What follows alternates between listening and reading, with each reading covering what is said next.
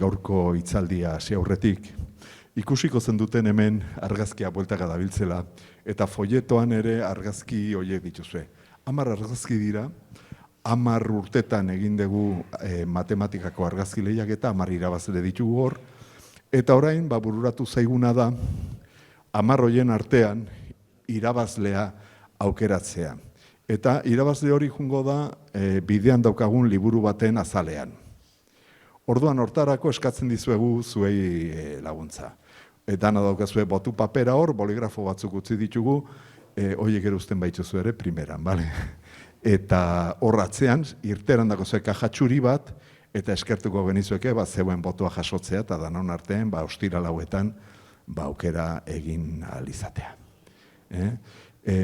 Os comentaba que aquí tenéis dando vueltas y en el folleto tenéis las 10 fotos que han sido ganadoras de las 10 ediciones del concurso internacional de fotografía matemática Lemniscata que organizamos junto a Argizpi. Al pasar 10 años vamos a sacar un libro con esas fotografías y lo que os pedimos es que elijáis la que más os gusta para que vaya en la portada de ese libro, ¿de acuerdo? Tenéis ahí el papel para dar el voto, tenéis los bolígrafos y detrás hay una caja para que la podáis dejar. Y como siempre, después al final, para los que seáis nuevos, que no sé si estáis muchos, solemos poner ahí unas tortillas de patata y un poco de vino para quedarnos a charlar, ¿de acuerdo? Bueno, eta besterik gabe, zikloari aurkezpena egiteko eta hasiera emateko, gure artean daukagu beasaingo alkatea, Leire Artola, eta beak azalduko digu pixkatxo bat. Eskerrik asko, Leire. Kaixo, eskerrik asko zuei eta arratsaldeon eta ongi etorriak gaur hemen Igartzako jauregi honetara gerturatu zeraten guztioi. Gaurkoan, Lemniskatak urtero antolatzen duen azaroa, zientziaroa zikloaren lehen hitzaldia izango dugu. Gaur hasi eta azaroko ostiral guztietan hitzaldiak izango ditugu, tematika ezberdinak eta denak interesgarriak izango direnak. Izan ere, nolabaitxe Lemniskatak lortzen du zientzia eta jakinduria zabaltzea edo divulgatzeaz gainez, guztion arreta ere piztea. Askotan gaian edo tematika kontutan hartuta, bestetan hitzaldien izenburuak ere kontutan hartuta, eta askotan zientzia, herritarrei arrotza edo urruna gertatu dakiguken arren, Lemniskatak egiten duen lanketaren ondorioz, gerturatzeko bideak zabaltzen dizkigu, eta nola, guztiok ulertzeko moduko lengoaia batean azaltzen dizkigute hainbat tematika eta gai. Zentzu horretan, Euskal Herriko zientzialariak eukitzen ditugu, Euskal Herritik kanpoko zientzialariak etortzen dira, eta urtez urte azaroan eukitzen dugun ziklonen errepikatzaren ondorioz, esan dezakegu ziklonek benetan prestigioa lortzen duela, eta ikusi besterik ez dago, ez? Herriko eta inguruko bailarako ikusleak izaten ditugu ostiralere, eta hori benetan poztekoa da. Eta hori guztia zeni esker, noski, Lemniskatako bolondresei esker, ez? Urtez urte, hilabetez hilabete, ez bakarrik hemen ziklo hau, baizik eta matematikaren inguruan ere urtarrilean antolatzen den zikloa, argazki lehiaketa, hainbat ekimen antolatzen dituzte Beasainen eta Bailaran zehar, eta bereien lanari esker lortzen dugu zientziaren divulgazioan pauso bat ematea. Eta honekin Igartza kultur eta zientzia gune bilakatzea. Beraz, zuei denoi eskerrak eman, berriro ere azaro abian dugun honetan lanketan hasi eta martxan dagolako zikloa, eta ziur nago denontzako benetan pozgarra izango dela gaur eukiko dugun hizlaria, eta denok disfrutatuko dugula. Mila esker denoi. Eskerrik asko zuri, Leire. Hasteko, pixka bat komentatuko dizuet ziklontan zer izango dugun eskutartean. Danak ez daude paperean, baina gutxi gora berako bat egingo dugu. Gaur Sergio Seoane daukagu, gero aurkeztuko dizuedana. Datorren ostiralean bertan izango ditugu Xabier Muriel eta Xabier Aldanondo.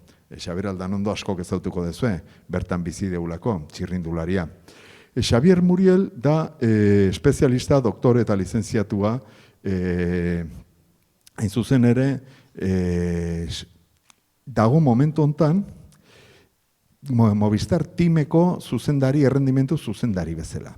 eta Xavier Muriel izan da txirrindulari profesional. Orduan, bien artean, pixka bat teknologiak gaur egun txirrindularitzan erabiltzen diren goi-mailako errendimentuan ze teknologia erabiltzen diren eda ezagutzera emango digute. 22an gure klasiko bat, bertako ikerlari eta ekintzaileak. Eta urtengoan izango ditugu Xavier Zurutuza, Lortekeko zentroan dagoena ikerketan, Ainitze Sala, Onik enpresakoa, eta Nere Albarran Opoenea enpresakoa. Eta 29an zikloa izteko, bertan izango dugu Fernando Plazaola. Fernando Plazaola da Euskal Herriko Unibertsitateko Zientzia eta Teknologi Fakultateko dekanoa eta fisikoa. Eta beak itzengo diguna da unibertsoa eta bere ezagutzaren historiaz. Tarten, 13an, arratsaldeko 7etan, Beasaingo udalak antolatuta aurkeztuko da Beasaingo paperak. Eta Beasaingo paperak aurtengoan, Martin García eta Javier Elortzaren eskutik, biak taldekideak, Tomas Salazar eta Izgorri Mendizale elkarteak egindako lana deritzon edo izenburu daukan liburua aurkeztuko da, esaten izuen bezala. Eta adierazi nahi nizuen baitare, bazkide zeraten guztiak, aurten ez dugu aterako Lehenizkatako kaierako alea, eta orduan truke liburu hau emango dizuegu. Eta bueno, eta besterik gabe ja, Sergio hitzeiteko entzuteko garaia da. Bueno, Sergio, en primer lugar agradecerte el esfuerzo de haber venido aquí y que hayas aceptado nuestra invitación. Bueno, Sergio Seoane es licenciado en Biología y doctor en Biología Vegetal y Ecología, ambas en la UPV. Máster en Tecnología y Gestión Ambiental, especialista en Ecología, profesor pleno en la UPV, director del BMCC, es decir, de la colección vasca de cultivos de microalgas, que luego ya nos dirás qué es esto, ¿verdad? Y aparte, pues tiene numerosos artículos, investigaciones, etc. Y sin más, pues cuando quieras, estamos deseando escucharte. Vale, eskerrik asko aurkezpenagatik eta gonbidatzeagatik, noski, eta zuei etortzeagatik ostiral arratsalde honetan agai buruz entzuteko. Bueno, mi intención con esta charla de hoy, que creo que tengo un puntero por aquí, mi intención con la charla de hoy, ¿sí lo pones tú? Vale. En primer lugar es quedarme sin voz, no quedarme sin voz porque llevamos una semana de la Semana de la Ciencia, que no sé si lo conocéis, pero no sé si aquí en Guipúzcoa se hace también, sí. Llevamos una semana de Semana de la Ciencia chillando a niños y estoy un poquito tocado. Bueno, la intención es que al salir de esta charla conozcáis más sobre estos microorganismos tan interesantes que son las microalgas, que conozcáis aspectos relacionados con ellas en cuanto a qué son. ¿Cómo se pasa esto?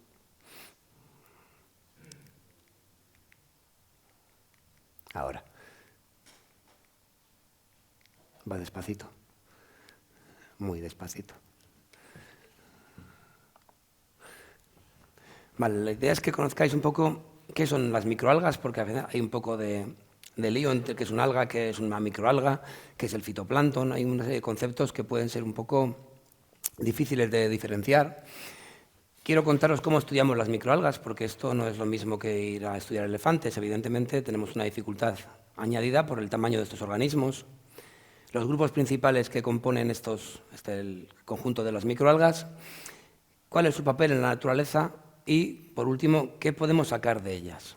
¿Vale? Sería un poco el esquema lineal que me gustaría seguir a lo largo de la charla de hoy y, entre medias, entremezclar un poco las diferentes investigaciones que nosotros hacemos en la UPV, ¿vale? En la Universidad del País Vasco hay un grupo de ecología de las microalgas o ecología del fitoplancton que, bueno, pues en los últimos años estamos siendo bastante activos en diferentes campos relacionados con las microalgas. Y os contaré un poco lo que hacemos para que veáis que aquí también se hacen cosas interesantes con las microalgas. Ahora va para atrás, vale. Bueno, creo que al final acabaré cogiendo el truquillo.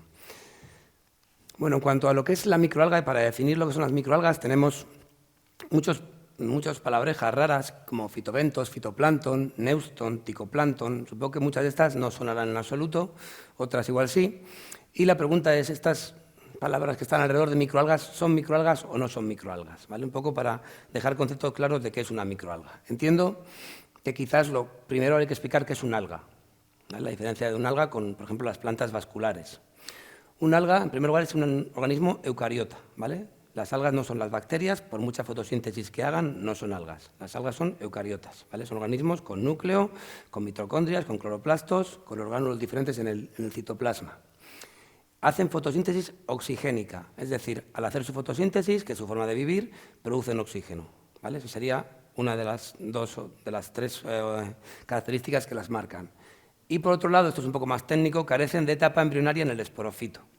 Esto igual me lleva un tiempo explicarlo, pero es las plantas vasculares normales, lo que vemos, tienen un ciclo de vida en el que tienen una parte que es diploide, es decir, 2N, que es lo que vemos, los árboles que vemos, y una parte gametofito, que es N, que es haploide. Bueno, las algas también tienen ese ciclo de dos partes en su ciclo de vida, pero en este caso el gametofito no hace de mamá del esporofito. En las plantas vasculares sí. El esporofito tiene una etapa embrionaria dentro del gametofito, ¿vale? Es un poco técnico, pero sería lo que nos diferenciaría de, por ejemplo, en este caso, de las plantas vasculares, que en este caso las algas no tienen esta época embrionaria de una de las dos partes del ciclo de vida. Y además también, respecto a las plantas vasculares, la estructura, es decir, las algas no tienen raíces verdaderas, no tienen tallo verdadero ni hojas verdaderas. Las algas, realmente, las raíces que las veis enganchadas en las rocas, estas raíces son físicas, lo único que hacen es engancharse a la roca, no toman nada de la roca. Las algas comen por todo su cuerpo, ¿vale? Los nutrientes no les llegan a través de las raíces, sino que les llegan a través de su cuerpo. Entonces, dentro de lo que son algas tenemos dos tipos, aquí va a ser fácil, macroalgas y microalgas. ¿Vale? Simplemente la diferencia es el tamaño. Las microalgas son microscópicas, no las podemos ver a simple vista, y las macroalgas son lo que vemos en la playa cuando vamos a las rocas o que llegan en arribazón a la orilla. Fitoplancton. Bueno, el fitoplancton seguro que lo habéis oído más veces, la palabra fitoplancton, que etimológicamente significa, fito significa fotosíntesis oxigénica, con lo cual de momento vamos bien, y plancton es que flota en el agua, sin poder nadar contracorriente, ¿vale? Por ejemplo, un pez sería nécton, porque puede nadar contracorriente. El que no puede nadar como una medusa o como las microalgas se llama plancton.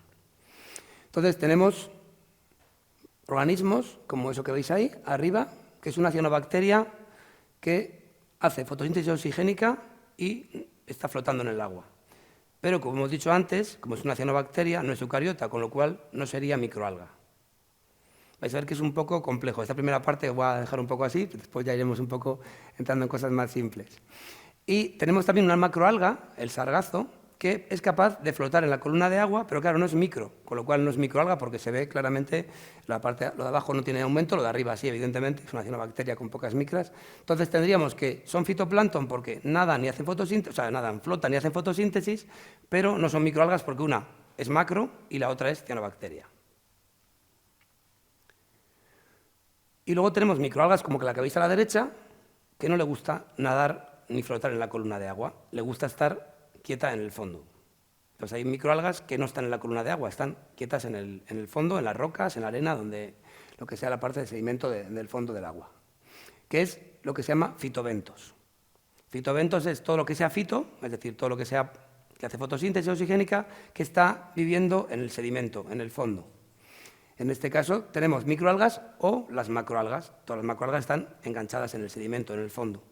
Pero las macroalgas pues no son microalgas, ¿vale? Para liarlo un poquito más, dos términos más, ¿vale? Ya lo dejamos con esto en cuanto a términos. Tenemos el ticoplancton, es una palabra que si miráis libros antiguos sobre microalgas aparece mucho. Pues el ticoplancton sería esta que hemos visto antes, que hemos dicho que no le gustaba estar nadando en el agua, cuando se resuspende por algún motivo, se convierte en ticoplancton porque no es un organismo fitoplanctónico, sino que es casualmente fitoplanctónico. Entonces, cuando está nadando, flotando en el agua, se llama ticoplancton, no fitoplancton, porque es un fitobentos que está nadando un poquito en el agua. Y para terminar tenemos, para ya último liarlo, el neuston. El neuston es la comunidad microbiana del pleuston. Y el pleuston son los organismos que se encuentran nadando encima justo del agua o justo por debajo del agua. Veis que los mosquitos muchas veces están justo flotando debajo de la superficie del agua, pues eso es el pleuston. Y los organismos microbianos del pleuston se llaman neuston, y hay algunos que son algas. Os he dejado un poco igual. Igual estáis más liados que al empezar la charla. Bueno, ahora veréis que además yo los voy a liar porque durante la charla hablaré de fitoplancton y de microalgas, probablemente indistintamente, pero lo que quiero que quede claro, ahora voy a dar la definición correcta, es esto, ¿vale? Esto es lo que son las microalgas. Eucariotas, en su fotosíntesis producen oxígeno, no tienen la etapa embrionaria que hemos dicho del esporofito, pueden ser planctónicas o bentónicas, es decir, estar en la columna de agua o estar sedimentadas en el fondo, y son microscópicas, ¿vale? No las podemos ver a simple vista. A veces podemos ver lo que forman o podemos ver los colores que tienen, ¿vale? Lo que forman es a veces agregados, que se juntan muchas y podemos llegar a verlo, pero ellas, cada una es una célula, con lo cual no podemos verlas a simple vista. Vale, hasta aquí la definición. Yo creo que ha sido un poco larga, igual un poco compleja, pero lo que quiero es que os quedéis claro con el concepto de que son organismos pequeñitos, que serían como plantas pequeñitas que tenemos flotando en el agua o en el sedimento, pero siempre donde haya luz, porque es lo que les hace falta para vivir. ¿Por qué son importantes, aparte de para que nosotros tengamos trabajo en la universidad estudiándolas? Bueno, pues son importantes porque son la base de la cadena trófica en las aguas. Al final es como la hierba del mar. Quizás en zonas como los ríos, los lagos o la costa podemos encontrar pues, algas grandes por allí flotando, o sea, flotando no, enganchadas al sustrato, y esas algas pueden ser la comida de los organismos. Pero en el océano abierto, pensar en el océano, en un sitio que esté a 3.000 kilómetros de distancia de la tierra firme, y que tenga una profundidad de 3.000 metros de profundidad, ahí no hay ninguna alga enganchada abajo que llegue hasta arriba. Entonces, son la manera de que la energía del sol entre en el ecosistema. El fitoplancton, en prácticamente todo el océano, es la base de la cadena trófica de los organismos que están allí. Después del fitoplancton, llegará el zooplancton que se lo comerá, y del zooplancton pues ya es comido por peces, por ballenas, por otro tipo de organismos. Entonces, el papel es básico, sobre todo en aquellos ecosistemas que tienen lejos la tierra, donde no les va a llegar materia de otro tipo para alimentarse a los organismos. Y asimismo es muy importante en los ciclos biogeoquímicos. Conoceréis que hay una serie de ciclos biogeoquímicos de los diferentes elementos que tenemos en la Tierra, y en casi todos ellos, sobre todo son importantes, en el carbono, el fósforo, el nitrógeno, el fitoplancton es muy importante, ¿vale? Siempre hablamos del Amazonas como el pulmón del mundo, y realmente pues, es el océano el pulmón del mundo, porque la mitad aproximadamente del oxígeno que se produce lo produce el fitoplancton en las aguas, ¿vale? Hay que cuidarlo también, el fitoplancton. Entonces, todo el ciclo del carbono está muy influenciado por el fitoplancton de todo el océano. Pero otros elementos, como digo, como el fósforo, el nitrógeno, que son base de su cuerpo, evidentemente, pues también son parte de organismos que introducen la materia inorgánica del nitrógeno y el fósforo a su cuerpo, la convierten en orgánica y luego son comida para el resto de organismos. Entonces, son dos aspectos muy, muy importantes de su función dentro de lo que sería la naturaleza. Algo muy curioso de ellos es que son muy diversos, ¿vale? Esto no es como ver mamíferos, los mamíferos somos todos muy iguales, aunque os parezca mentira, somos muy, muy iguales. Aquí hay una diversidad enorme, tanto de formas como de fisiología interna después, de metabolismo, etc. Como veis, las tenemos verdes, marrones, naranjas, amarillas, con flagelos, sin flagelos, en colonia. Es decir, hay una variedad muy, muy grande de formas y, como digo, también de aspectos internos de cómo funcionan ellas. ¿Y por qué esta variedad de formas? Pues esta variedad de formas viene dada porque son muy distintas filogenéticamente, es decir, vienen de familias muy distintas. En este caso, os he puesto el árbol de la vida del dominio eucariota, donde están todos los organismos eucariotas que hay en el planeta, y como veis, microalgas tenemos en 4 de los grandes reinos. Tenemos microalgas que serían hermanas a las plantas, que serían las de arriba, las del reino Plantae. Han dicho que esto no funciona mucho porque se para en el LED. Arriba del todo, ¿vale? El verde. Después, aquí a la izquierda, tenemos muchas de las microalgas, pero es un grupito que se relaciona, por ejemplo, con las algas pardas, con las algas marrones que veis grandes en el mar. Tenemos algunas en el grupo Escabates y otras pocas en el grupo Rhizaria. Todo lo que veis en rojo serían microalgas, con lo cual pensar que son muy, muy diversas en funcionamiento. Y lo que veis en verde es para que veáis lo diferentes que son. Tenéis que pensar que los dos círculos verdes son los hongos y nosotros.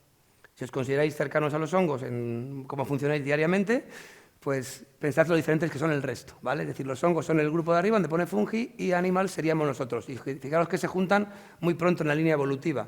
Las microalgas todas parten de los 4 grupos distintos, parten del centro, o sea, del principio de la vida, por así decir, eucariota. Entonces son organismos muy, muy diferentes entre sí, y eso va a hacer que podamos utilizarlos después, cuando lleguemos a la parte final de la presentación, de diferente manera y obtengamos productos muy distintos de ellos. ¿Cómo las estudiamos? Bueno, pues como decía antes, no es lo mismo que ir a ver lobos o ir a cazar elefantes. En nuestro caso, pues lo tenemos sencillo. con una botella de agua como esta o como esa, ya puedo coger la muestra para mirar al microscopio. Nos hace falta un microscopio, evidentemente, pero es sencillo la forma de recolectarlos, ¿vale? Ahí veis, tenemos botellas un poco específicas para ello, un poco más resistentes, como veis ahí. Estas, las de arriba, las transparentes. Y luego tenemos botellas o herramientas más especializadas, como sería la botella Niskin, que es una botella, que veis aquí a la izquierda abajo, que consiste o sirve para coger agua en profundidades.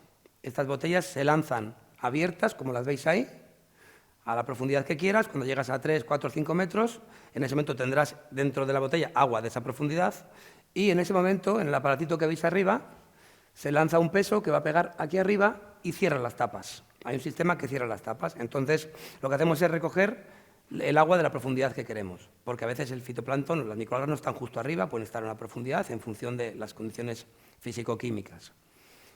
Esto ahora, eso es un poco rudimentario lo que hacemos nosotros, como veis a mi compañera ahí, lo hacemos directamente desde un barco, pero, pues, por ejemplo, Asti tiene una especie de boya gigante en la que tiene pues, 15 de estas alrededor y va abriéndolas y cerrándolas, dándole un botoncito en el ordenador, ¿vale? Le van cerrando a la profundidad que quieren y ahora hay cosas más tecnológicas que, bueno, que esto es un poquito más rudimentario, pero la base mecánica es la misma.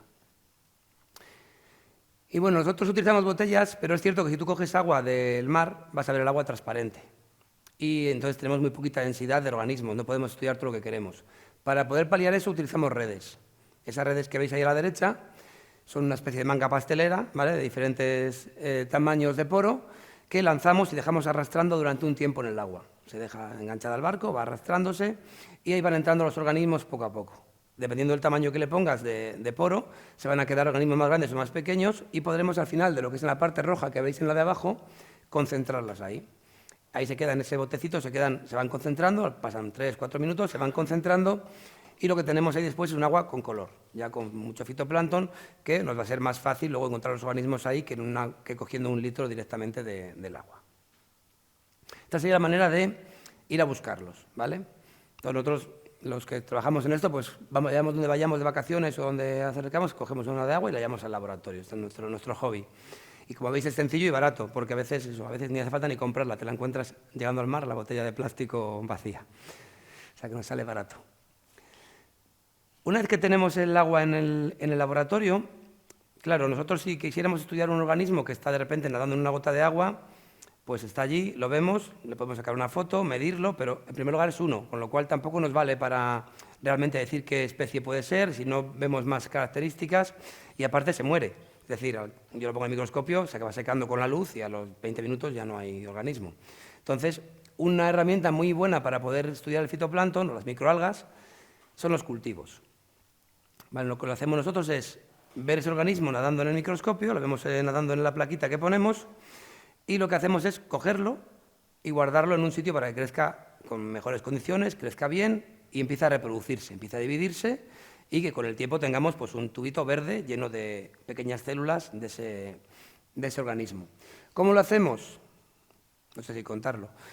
Lo hacemos de dos maneras distintas. Una es con diluciones en serie. Lo que hacemos es coger 1 mililitro del agua que tenemos que hemos traído del mar y lo añadimos a 10 mililitros de medio de cultivo limpio, con lo cual hemos diluido 1 entre 10.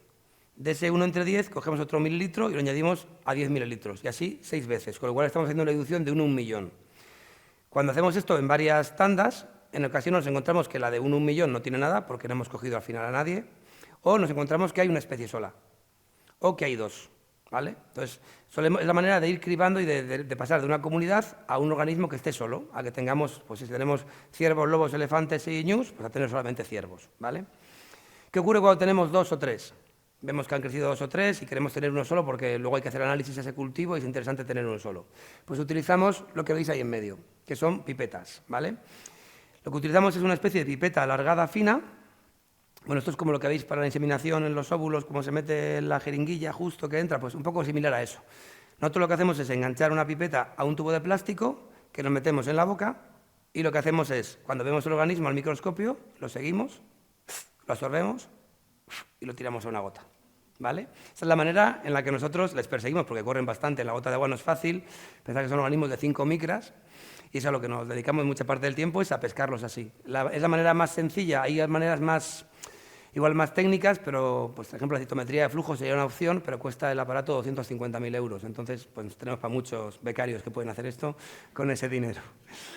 No, solemos hacer los no becarios generalmente, pero bueno. Entonces, esta es la manera en la que conseguimos tener un cultivo puro. Ese cultivo puro nos va a permitir, por ejemplo, ver la diversidad que hay dentro de él. Porque nosotros, si tuviéramos que definir a un ser humano, pues podríamos basarnos en Michael Jordan y decir, pues todos los humanos miden 2,5 metros, juegan bien al baloncesto. Eso no nos valdría como definición del ser humano. Entonces, aquí es lo mismo, tenemos que tener una serie de organismos, 30, 40, 50, a los que les medimos todo lo que es la morfología, los analizamos bien y podemos decir un rango de tamaños para definir esa especie. Entonces, nosotros lo que hacemos es tratar de cultivarlo. En nuestra colección, que ahora la presentaré, la tenemos en esa especie de tubitos que veis en medio, generalmente. Son tubitos que ocupan poquito, entonces para tener muchas especies nos viene muy bien. Pero algunas de ellas, por ejemplo, no quieren crecer en tubitos. Les gusta más crecer en Erlenmeyers o en placas, por su forma de vida, porque nadan menos. Los de tubitos suelen ser los que nadan bien, les gusta estar subiendo y bajando. Los que no nadan bien les gusta más que haya un poco de profundidad, o sea, que haya un poco de fondo más ancho y vivir en esos sitios. Y eso es la manera en que los mantenemos en nuestra colección de cultivos. Cuando queremos trabajar con ellos con biomasas grandes y queremos sacar un producto de ello, utilizamos lo que veis a la derecha, que son ya o bolsas gigantes o bioreactores. Bioreactores donde les damos luz y nutrientes y crecen ahí en biomasa. Cuando tenemos los cultivos así de densos, eso se centrifuga y lo que tienes es una masa, un pellet, una masa que vas guardando en bolsitas, y eso se puede analizar, ver qué propiedades tiene y utilizarlo para la actividad que se quiera. Bueno, ya que os he hablado de ella, la colección vasca de cultivos de microalgas nació en el año 2021, aunque nació mucho antes. Realmente la oficializamos en el 2021, pero esto nace en el inicio de mi tesis doctoral, cuando yo tenía que aislar pequeñas microalgas para identificarlas. Pequeñas microalgas del estuario del Nervión, de la ría de Bilbao. Creo que aquí en Guipúzcoa, pese a que está contaminado, ya está mejor de lo que estaba hace unos años. Y hay organismos allí. Ya en el año 2002 había muchas microalgas de estas. Y tenemos ahora mismo en la colección 700 cultivos, es decir, 700 veces hemos hecho lo de y ha crecido, que suele ser un 10% de las veces que ponemos crece, es decir, pensar que hemos pescado muchas para que crezcan 700. Y esto nació, como os digo, tratando de investigar en un grupito en el año 2002. Posteriormente empezamos con más estudios, se fueron guardando, nos daba pena tirarlas, porque al final pues, un cultivo puro que da como cosa. Hasta que en 2018-19 yo dije que ya, pues, lo de los fines de semana cambiando cultivos, pues que iba a ser que no.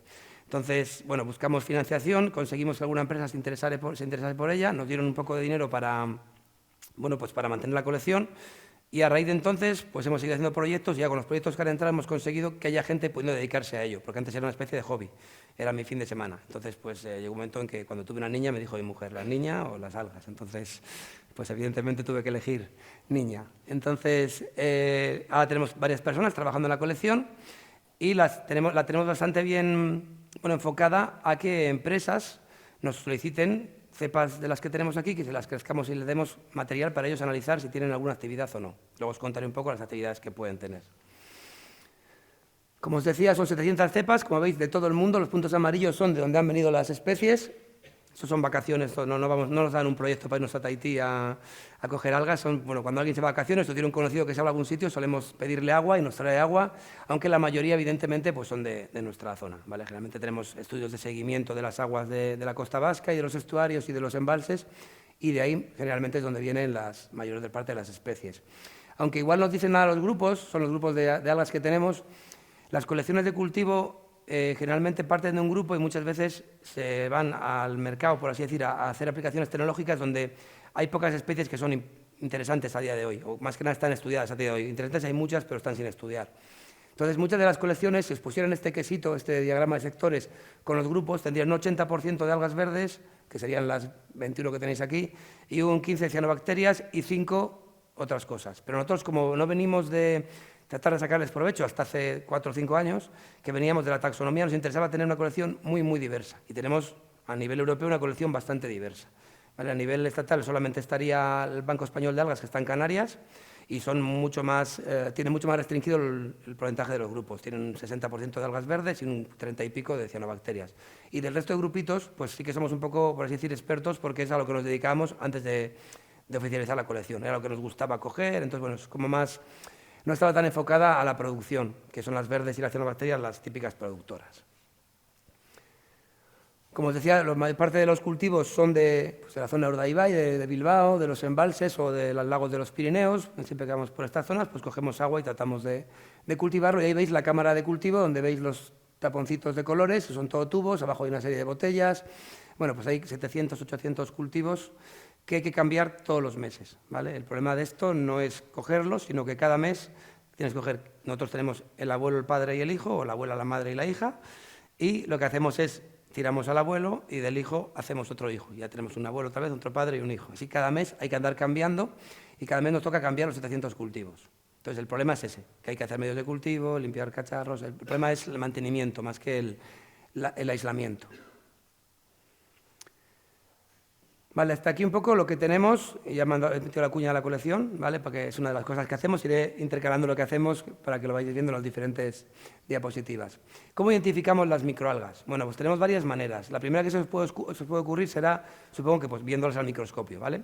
Pero antes de eso, si mirar al microscopio y viendo simplemente el color que tienen, yo ya puedo más o menos identificar a qué grupo pertenecen. Porque las de las que se parecen a las plantas vasculares son verdes. Las de este grupito de aquí abajo que era antes son más amarillas. Entonces, simplemente ya, teniendo el color, sería capaz de deciros más o menos en qué grupo está. Pero, yendo un poquito más allá, aparte del color, lo que hacemos es un análisis de pigmentos. Analizamos los pigmentos y vemos qué pigmentos tienen. Las algas no todas tienen los mismos pigmentos, entonces nos permite, sabiendo los pigmentos que hay en ese cultivo, qué grupo es. Digamos que lo he mostrado muy sencillo, tiene un poco más de complejidad, pero sí que es cierto que la mayor parte de los grupos tienen pigmentos específicos y nos permiten saber, viendo los pigmentos que tienen, de qué grupo estamos hablando. Como sabréis, pues las algas o las plantas tienen clorofilas, tienen carotenoides o ficobiliproteínas, porque realmente lo que ellas intentan es absorber, veis la curva es amarilla, absorber en todo ese espectro. Cuanto más pigmentos tengan, más rango de luces pueden absorber. Y diréis, ¿qué más les da? Pero si la luz el sol es amarilla y ya está. Bueno, cuando entra en el agua, la luz del sol va desapareciendo en función de la longitud de onda. Entonces va a haber profundidades donde llegue la naranja y no llegue el azul, donde llegue la roja y no llegue la verde. Es decir, diferentes cosas van a ir pasando en las aguas. Entonces, en función de la turbidez que tengas, tendrás un color u otro. Y si no tienes, por ejemplo, los del medio, esos rojitos que pone ficoritrina, pues no puedes absorber en esa luz. Si te llega esa luz, por mucha intensidad que tenga, no tienes capacidad de absorberlo. Entonces es interesante para ellos tener diferentes pigmentos, un abanico muy grande, para poder abordar su día a día, que es captar luz. Y a nosotros nos vale para identificarlas. ¿Por qué tienen diferentes? Aquí vuelvo un poco de profe de universidad, hablamos de teorías, no va a ser como lo del ticoplancton, pero ¿por qué tienen diferentes pigmentos? Porque conocéis, entiendo, la teoría de la endosimbiosis. ¿Suena la endosimbiosis? ¿Vale? Es la teoría de cómo se forman los organismos eucariotas y cómo tienen alguna serie de orgánulos dentro. Las mitocondrias, los flagelos, los cloroplastos, se supone que son bacterias que un organismo eucariota ancestral se comió un día y le cayó bien y en vez de comérselo y digerirlo, lo dejó dentro de él. ¿Vale? Un poco contado de manera simple. Entonces lo que tenemos es que los primeros tres organismos que se crean son los tres de arriba, las glaucofitas, algas rojas y algas verdes, porque organismos eucariotas independientemente comieron 3 cianobacterias distintas. Se las quedaron dentro y teníamos ya pues, algas verdes, algas rojas y las algas glaucofitas. ¿Qué ocurre? Que posteriormente otros eucariotas independientemente se comen a cada uno de estos tres, bueno, principalmente a los verdes y a los rojos. Y obtenemos de las verdes, veis que tenemos aquí otros 2 grupitos, las euglénidas y las cloranofitas, y de las amarillas tenemos otros 5. Entonces, cada uno va teniendo sus pigmentos propios, porque luego el cloroplasto dentro de sí mismo va cambiando muchas veces los pigmentos que tiene a lo largo de la historia. Y hemos tenido diferentes grupos, todos esos 5 amarillos que veis, más los 2 de arriba, que provienen de comer por segunda vez. ¿Vale? No fueron los primeros que comieron comieron ya una alga, no una cianobacteria, que era lo primero que comía la primera. Y después tenemos, para fastidiarnos más todavía, la tercera endosimbiosis. Algunos de ellos han sido capaces de comer por tercera vez. Entonces ya es más especificidad en cuanto a los pigmentos y nos permite pues tener diferentes grupos pigmentarios y poder asignarlos a grupos taxonómicos. Como os digo, esta teoría de endosimbiosis está bastante probada y se supone que pues los flagelos, la mitocondria y los cloroplastos pues son bacterias antiguas que fueron comidas por eucariotas flagelados heterótrofos que posteriormente, si comieron algo como cianobacteria, que tenía cloroplastos, o sea, que tenía pigmentos, pues se convirtieron en algas. ¿Qué más nos va a hacer que las diferenciemos? Bueno, pues la pared celular, porque lo que vemos realmente de ellas cuando miramos al microscopio es la parte de fuera. Entonces, la parte de fuera va a ser distinta en los diferentes grupos y en función de esa distinción podemos decir, pues es de este grupo o es de este otro grupo. Tenemos diferentes tipos. Por ejemplo, tenemos organismos celulares que son membranas plasmáticas, simplemente. Una célula normal sin nada por fuera. ¿Vale? Un organismo con su membrana, su flagelito y que nada. Sería un tipo. Luego tenemos muchas que tienen material en la parte de fuera, un material extracelular. Tenemos algunas que tienen pared celular proteica, una pared celular vegetal de celulosa como las plantas vasculares, otras tienen una especie de escamitas como plaquitas orgánicas, otras esas plaquitas las tienen como este de aquí con placas de carbonato cálcico, ¿vale? Son placas que tienen ellos encima de su cuerpo. Y otros tienen, por ejemplo, lo que se llama frústulo, que lo veremos después. ¿Os suenan las diatomeas? Sí, bueno, pues las diatomeas tienen un frústulo de sílice, que es una cobertura de sílice que como las diatomeas son importantes las vamos a tratar a ellas solas. Luego hay algunas que tienen capas dentro y fuera, y esas capas si las rellenan son un tipo, son otro. Y luego tenemos algunas que tienen material también dentro y fuera proteico. Pero son un poco diferencias para poder diferenciarlas entre ellas e identificarlas. ¿Qué más pueden tener diferente? La movilidad. Vale, aunque suene un poco friki o raro, hay algunos cultivos que a mí si me los ponéis con un puntito y le quitáis la morfología y me enseñáis cómo nada, os digo cuál es. ¿Vale? Es decir, son ya muchos años viendo cultivos y la forma de nadar también nos puede indicar de qué grupo estamos hablando. La forma de moverse. Pero realmente veis que no es que vaya puesto 2 arriba y 3 abajo porque sí, sino que tenemos que la estrategia de las microalgas es o bien nadar o bien flotar para estar arriba. Ellos lo que quieren estar es arriba, lo más arriba que puedan para que les llegue la luz. Entonces hay 2 estrategias, tener flagelitos y tratar de moverte, no son muy grandes, con lo cual tampoco son distancias muy grandes las que pueden recorrer, o flotar. Dentro del movimiento, las algas tienen flagelos, no tienen cilios, ¿vale? Mucha gente tienen cilios, como tienen 8 son cilios, no, los cilios, las algas no tienen cilios, tienen flagelos. Que como veis pueden ser, el de arriba tiene 1, esa de abajo del dibujito tiene 2, la del medio tiene 8, es decir, en función del número de flagelos también las podemos identificar. Los hay que tienen flagelos isocontos, que son flagelos iguales, 2, 4, 8, 16 flagelos iguales, anisocontos, que quiere decir que son diferentes en tamaño, son de la misma estructura pero diferentes en tamaño, o heterocontos como el del dibujito, que son diferentes en tamaño y además en estructura. Uno tiene como pelitos, el otro no, son diferentes en eso. Entonces, viendo los flagelos también sabemos de qué grupo podemos estar hablando. La otra estrategia que tienen de movimiento es el gliding, que eso no está traducido del inglés, sería reptar, ¿vale? Lo que hacen es reptar. Las diatomeas, por ejemplo, que están encima de las piedras, tienen una especie de abertura en la parte de abajo y van reptando. Se mueven muy poquito, muy despacito, nosotros cuando le ponemos en el porta, en el microscopio, las vemos cómo van reptando. O si no, el metabolia, que es un movimiento que hace un grupo en concreto que es como una especie de acordeón, va haciendo como un gusano al moverse. ¿Vale? No se mueve con flagelos, que también tiene, pero si no, se mueve como una especie de... se hace bolita, se hace largo, se hace bolita, se hace largo. Y para flotar tenemos 3 estrategias. Una es quedarte con el gas que produces, ¿vale? Las vacuolas de gas se llenan de gas y suben a la columna de agua, se vacían de gas y bajan en la columna de agua. Hay momentos del día que les interesará estar arriba y momentos del día que haya mucha luz y les interesa bajar un poco para no quemarse. Lo mismo se puede hacer con el aceite, producir gránulos de aceite, tener vesículas de aceite y de esa manera disminuir tu densidad y poder flotar más. Y luego la más sencilla es tener una superficie de volumen muy grande, es decir, por ejemplo, haciendo cadenas, si se juntan entre varias, tienen una superficie más amplia para el volumen que tienen. De esta manera pueden flotar más y estar más en la parte superficial. Más cosas que les vemos para identificarlas, los cloroplastos, este orgánulo tan importante en las microalgas. Como veis ahí, pues podemos tener algunas que tienen, como el de abajo, un único cloroplasto en forma de U. El del medio tiene muchos cloroplastos, 25 o 30 cloroplastos repartidos por todo el cuerpo. Y el de arriba tiene 2. No sé si me va a dejar para que veáis el de arriba, porque es una... A ver si me deja. Sí. Vale, es interesante esto porque a veces, cuando vemos en el microscopio óptico normal un alga, tú no puedes ver 3 dimensiones. Y si veis un organismo que tiene algo así, podéis pensar que es un cloroplasto en forma de V. Pero si tienes la oportunidad de verlo en 3D como ese, le acabas viendo el hueco. ¿Vale? Son técnicas de microscopía de fluorescencia que con una serie de tinciones nos tiñe el núcleo y luego el rojo te lo da directamente la clorofila. Y ahí veis cómo, si tienes alguna duda, le puedes ver las 3 dimensiones y ver que efectivamente son 2 cloroplastos. O sea, que no es tan sencillo a veces como sentarte en el microscopio y de repente contar. No tienes que ir a otras técnicas y ver este tipo de con esas técnicas ver un poco mejor cómo está distribuido los cloroplastos, lo azul es el núcleo, ¿vale? Nos permite ver diferentes partes del cuerpo. Y la otra manera es haciendo un análisis bioquímico y viendo qué sustancia tienen de reserva. En ocasiones tienen glúcidos, a veces tienen lípidos, y en función de qué molécula sea la predominante, pues es de un grupo o es de otro. Vale, hasta aquí un poco cómo las tendríamos que estudiar o qué es lo que tenemos que fijarnos cuando las estudiamos. ¿Y qué utilizamos para estudiarlas? Pues utilizamos, evidentemente, la morfología, la microscopía, ¿vale? Microscopía óptica, electrónica, los pigmentos mediante análisis cromatográfico con HPLC y la genética. Hoy en día ya no es posible describir una especie sin que le hagas la genética y digas dónde cae en el árbol filogenético X. ¿Vale? Hace unos años era posible describir una especie nueva haciendo morfología y diciendo es diferente a todas las demás que hay. Vale, hoy no.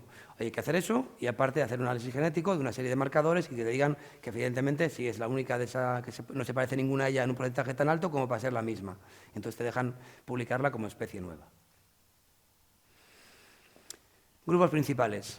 La semana pasada tuve, como últimas 2 semanas he tenido 5 clases de esto, hoy van a ser 5 minutos. La verdad es que mis alumnos agradecerían que fuera tan liviano como esto. Pensad que puede haber como 15 grupos enteros de algas y cada uno le dedicamos un tiempo. Bueno, vamos a ver solamente 3 grupitos, los 2 más importantes y luego un batiburrillo de ellos. Primero serían las diatomeas, ¿vale? Diatomeas es un grupo, el ser más famoso probablemente de las microalgas y como veis tienen ese frústulo que vamos a ver ahora a continuación. El otro gran grupo son los dinoflagelados. Organismos muy grandes, son los que comían, los que hicieron la dinosimbiosis terciaria, los que han comido 3 veces. Son más grandes, se puede medir hasta, veis ahí se tiene como 500 micras, el de la derecha. Eso ya es un organismo ya, bueno, que con una lupa se puede llegar a ver. Y luego al resto los metemos en un cajón desastre que son los flagelados, ¿vale? Que tenemos pues, como aquel de la derecha o como este de aquí. Que no le doy los flagelos, pero los tiene. Vamos con las diatomeas. Las diatomeas tienen como característica principal ese frústulo de sílice que veis ahí. Tienen una caperuza de sílice que está agujereada para que entre tanto la luz como el agua. ¿Vale? Va a entrar todo y ellos reciben la luz y el agua perfectamente. Como veis es como una cajita de zapatos, ahí estaría puesta de boca abajo, encaja una en otra y la célula está dentro. Estas no tienen flagelos, su vida es flotar. Entonces, para flotar mejor hacen, por ejemplo, ese tipo de estructuras. Hacen cadenas y luego además tienen una especie de espinas huecas que les permiten flotar mejor. Cada una de esos puntitos es una... Ahí veis 5 células, se han juntado y además tienen esas estructuras para poder flotar mejor. Además, también son capaces de acumular aceite y aire para mantenerse a flote cuando les haga falta. Y luego lo que es muy interesante para poder flotar es que el agua se mueva, ¿vale? Entonces, generalmente suelen estar en aguas frías, que suelen estar en movimiento, porque en aguas cálidas sedimentarían. En aguas frías las aguas están mezcladas generalmente, entonces esa mezcla le permite que un rato están abajo, pero otro rato están arriba. Con lo cual, bueno, un día malo, pero un día bueno. Si estás en unas aguas cálidas, quietas, tu única fin es ir bajando. Entonces, suelen ser habituales en aguas frías y les gustan mucho los nutrientes. Cuando empieza a haber nutriente en un sitio, son las primeras que crecen, ¿vale? Luego veremos que son importantes para los afloramientos, lo que es que lleguen nutrientes del fondo, crece el fitoplancton y por eso tenéis marisco en Navidades. Es decir, depende de que haya estos organismos que tengamos después pues, almejas, mejillones y este tipo de cosas. Voy a hablaros de la reproducción de las algas, qué interesante, ¿no? O sea, puede ser un tema más aburrido, bueno, pues en este caso no.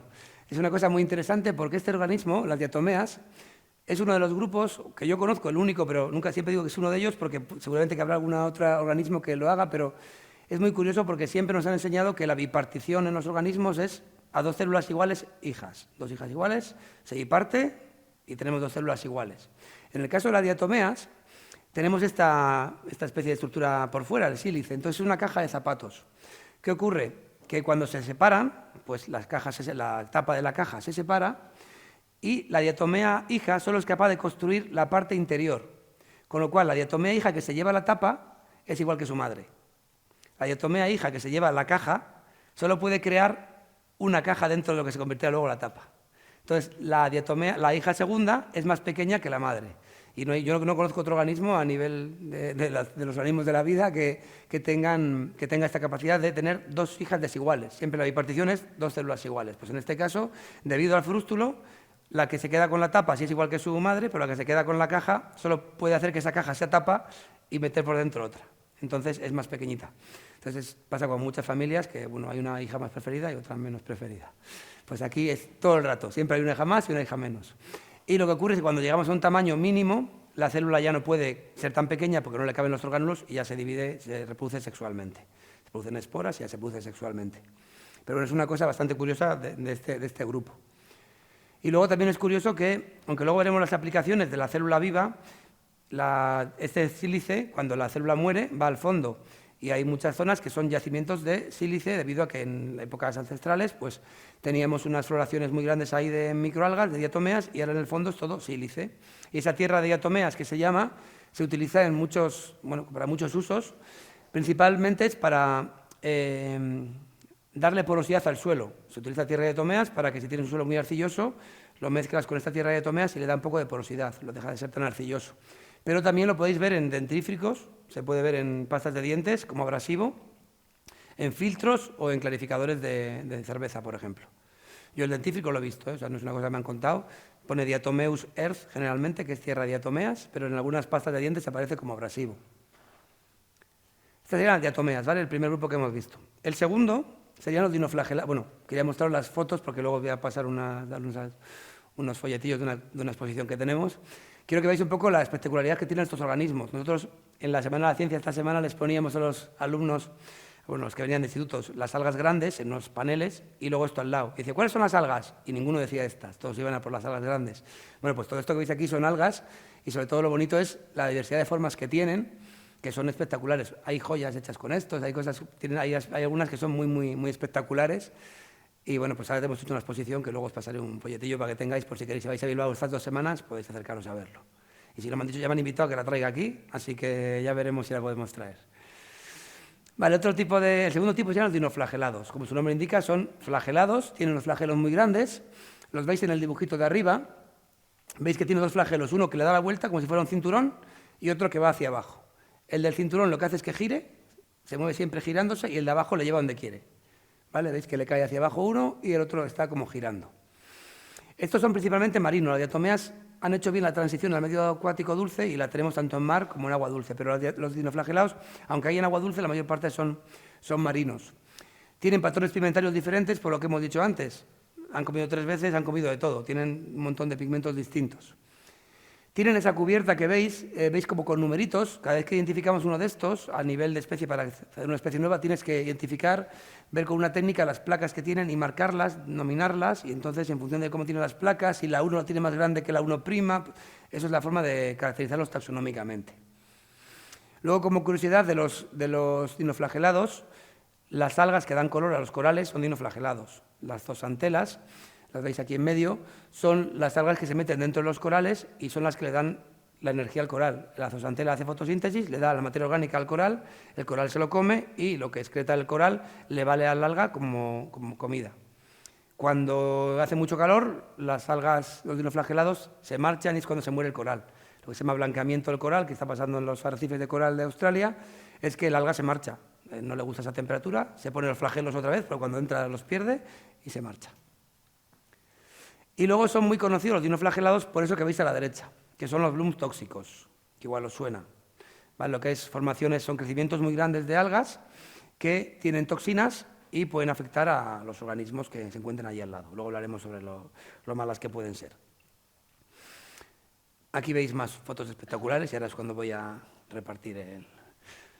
No hay para todos, pero por lo menos para que lo veáis. Esta semana, repártelo por ahí, esta semana tenemos estas 2 próximas semanas, hemos hecho de los últimos 10 años de investigación, una exposición con unas 40 fotos de microscopía electrónica muy chula, que bueno, intentaremos que este año está en Bilbao, pero el año que viene probablemente esté en Donosti en la Semana de la Ciencia. O sea que bueno, la podréis ver. Como veis son imágenes espectaculares, estos organismos son los que si vais al agua un día al mar y tragáis un poquito de agua, pues esto es lo que os coméis, ¿vale? De esto hay todo el rato en el agua, o sea que esto lo habéis comido seguro. Vale, luego tenemos flagelados. Los flagelados sería un batiburrillo de los demás, no aquí nos voy a aburrir, pero bueno, como veis son muy diferentes. Tenemos las verdes que son las de arriba, tenemos luego una serie de organismos que están muy adaptados a estuarios, a zonas turbias. Hay algunos muy, muy curiosos, como esta especie de estrella que veis a la derecha, que es un silicoflagelado, ese también es de sílice, pero no es una cobertura, sino que es como una especie de esqueleto. Y luego las aptofitas, que fueron las que hice yo la tesis, tengo un especial cariño, que son estos que veis aquí, que tienen o las escamas inorgánicas, como el de la foto del folleto, o escamas orgánicas que no se ven. Aquel no se ve, pero también está recubierto. Lo que pasa es que al ser orgánicas no destacan. Vale, estos serían los grupos principales. Y ahora vamos a ver cuál es su papel o su función en la naturaleza, qué es lo que hacen en la naturaleza, o dónde están y cómo actúan. Bien, en cuanto el asunto es, son los productores primarios de las aguas y qué van a necesitar para crecer. No son muy exquisitos, ¿eh? Ahí lo tenemos bien, que no nos dan mucha guerra. ¿Qué necesita el fitoplancton para crecer? Pues luz y nutrientes.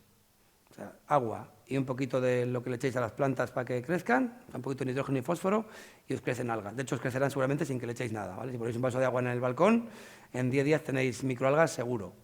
Entonces, lo que necesitan es luz y nutrientes. Lo que ocurre es que en la costa y en los estuarios sí que tenemos la luz y los nutrientes más o menos juntos, pero en el océano no. Generalmente en el océano tenemos la luz arriba y los nutrientes en el fondo, con lo cual les llevaría un poco de tiempo bajar y subir a coger nutrientes todos los días. Entonces, lo que ocurre es que lo que tenemos es que nos llamamos literalmente que el océano es un desierto en cuanto a vida, ¿vale? Generalmente el océano tenemos 5 grandes giros subtropicales, que son los 5 bloques que veis, pues América del Norte con Europa, con América del Sur con África, la parte norte y sur del Pacífico y la zona del Índico, veis que está como más azul clarito, morado. Esto lo que nos está indicando es muy poca producción. Ahí las aguas son muy pobres porque los giros subtropicales lo que hacen es meter agua hacia adentro. Con lo cual, el agua que le llega a ese fitoplancton es de superficie todo el tiempo, y en superficie no hay comida. Entonces, como veis, si dijéramos que el mar es un sitio con muchísima vida, no. O sea, puedes quitar la 3/4 parte del mar, no hay mucha vida. La mayor parte del mar, como veis, está pegado a las costas, y en algunas zonas, como viene ahí, que son los giros oceánicos, no los giros subtropicales, sino los giros oceánicos del norte, porque ahí el agua sube, hace el giro al revés, en vez de girar con las agujas del reloj, que va hacia abajo, gira al revés, y entonces el agua sube. Entonces sube agua del fondo, hay luz, agua del fondo con nutrientes, fitoplancton. Luego tenemos siempre en las costas, ¿por qué? Porque ahí también el agua llega a un sitio donde acaba subiendo, el agua del fondo que viene en corrientes submarinas, acaba chocando contra los corrientes, o sea, contra los continentes, y sube. ¿Vale? Lo que pasa, por ejemplo, en Galicia. En Galicia tenemos un afloramiento porque el viento sopla en una dirección concreta que hace que el agua de superficie se marche y llegue el del fondo, que es lo que ahora están un poco preocupados porque parece que está bajando un poco el afloramiento y cada vez está más caliente el agua y eso significa menos nutrientes y menos fitoplancton y menos marisco, ¿vale? Y Galicia pues tiene bastante dependencia del marisco en ese sentido. Luego, aquí se ve bien en el Amazonas, no sé si lo veis en rojito aquí arriba, justo arriba veis el rojo en la zona de Iberoamérica.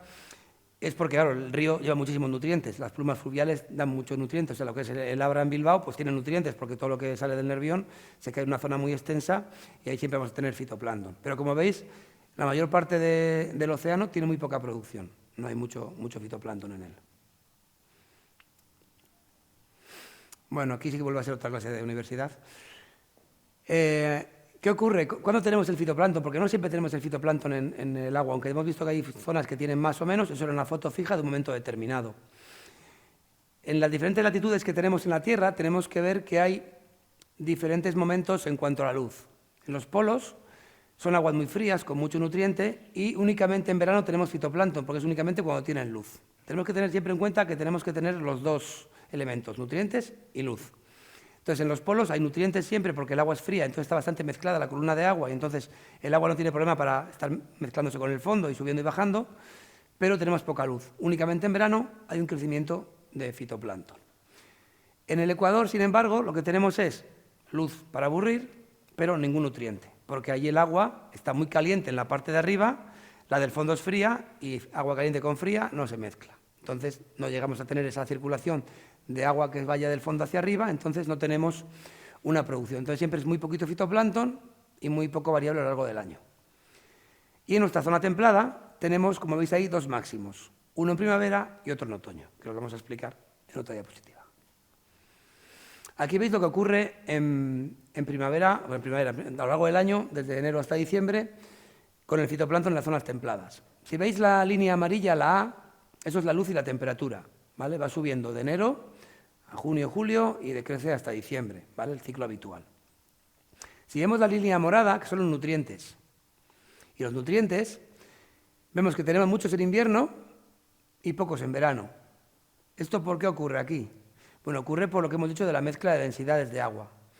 En invierno el agua del fondo y el agua de superficie más o menos están a una temperatura similar y le permite que suban nutrientes del fondo, con lo cual se vuelve a llenar la parte de arriba, la columna de agua, se llena otra vez de nutrientes. En verano se va a dar esa diferencia de temperaturas, que tenemos en el trópico todo el año, pero aquí solo es en verano, y no va a permitir que los nutrientes suban desde el fondo hasta la superficie. Como veis, tenemos en invierno mucho nutriente y poca luz. Pues el fitoplancton bajito, ¿vale? Que es el verde. Una vez que llega primavera, sube la luz, hay nutrientes todavía porque está la columna de agua más o menos mezclada, sube mucho la luz y el fitoplancton encuentra su momento para crecer. Y sobre todo las diatomeas, que les gusta mucho esto de que haya mucho nutriente y aguas frías, crecen muchísimo. Entonces tenemos una densidad de fitoplancton muy grande, se llama el bloom primaveral. A medida que va avanzando la estación, tenemos que la temperatura empieza a calentar en la parte de arriba, con lo cual están las diatomeas comiéndose el nutriente y además deja de llegar nutriente. Y además aparece un nuevo factor, que es el D, que es el zooplancton, que cuando ha visto que hay fitoplancton empieza a crecer. Cuando hay comida se empiezan a reproducir mucho más rápido y empiezan a comerse el fitoplancton. Entonces llegamos a una época, mayo-junio, que tenemos poco nutriente, no va a haber opción de que vuelva el nutriente, mucha luz, poco fitoplancton porque se lo ha comido el zooplancton y luego también el zooplancton cuando no hay comida acaba muriendo. Entonces el verano en principio en nuestras aguas, en la zona costera, esto siempre es en zona costera porque en los ríos si entran nutrientes pues eso no habría, en los lagos o justo en el estuario podemos cambiar este esquema, pero eso es en lo que sería la costa, zona costera alejada. Cuando llega otoño, ese agua vuelve a enfriarse, se vuelve a mezclar y vuelve a haber otra vez nutrientes en la superficie. Si esa mezcla se produce en septiembre, perfecto porque hay luz y el fitoplancton vuelve a crecer.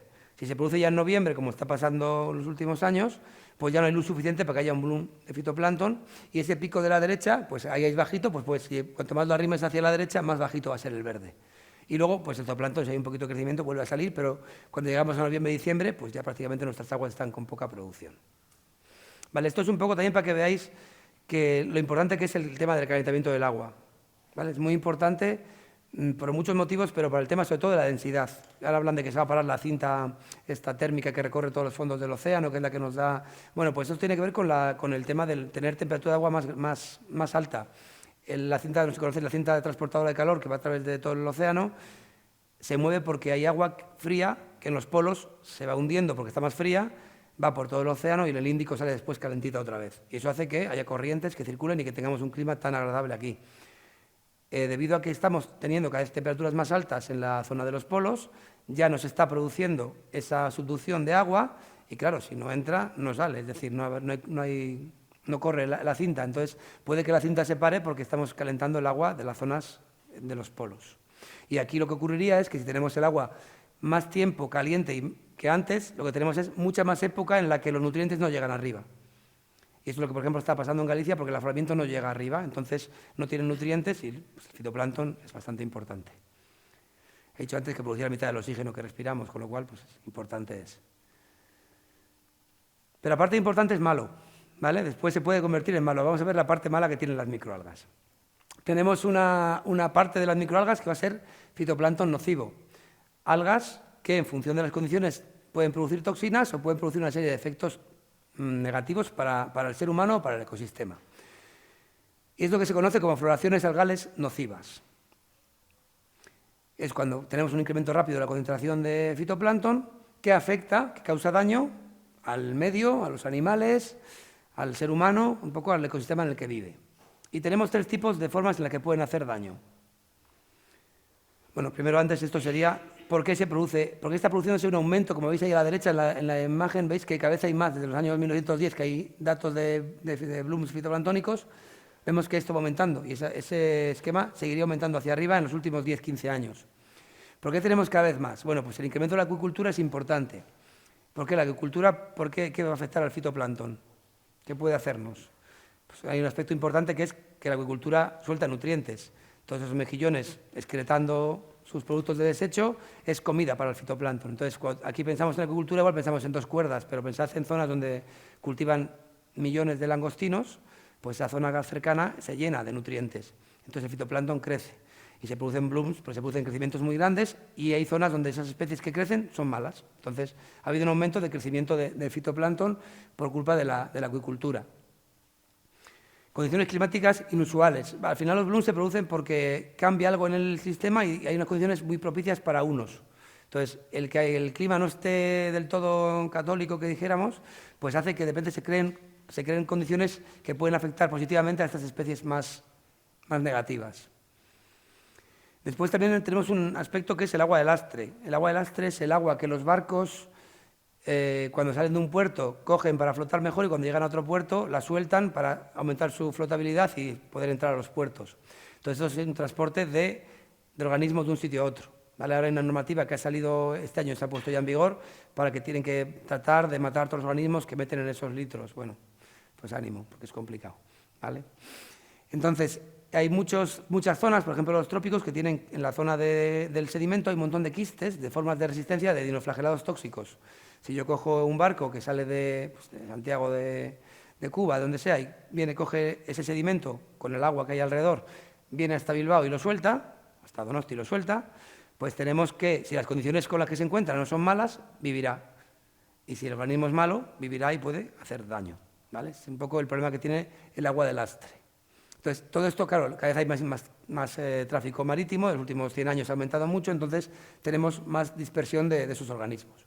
Y luego una cosa que siempre me gusta decir, porque pensamos todo que es malísimo, pero a veces es porque también los miramos más. Es decir, ahora se investiga mucho más este tipo de fenómenos, se ha estudiado más, entonces siempre miramos blooms tóxicos, ¿dónde hay? En Europa, en Estados Unidos y en Asia, en la parte de Japón y China. En África no.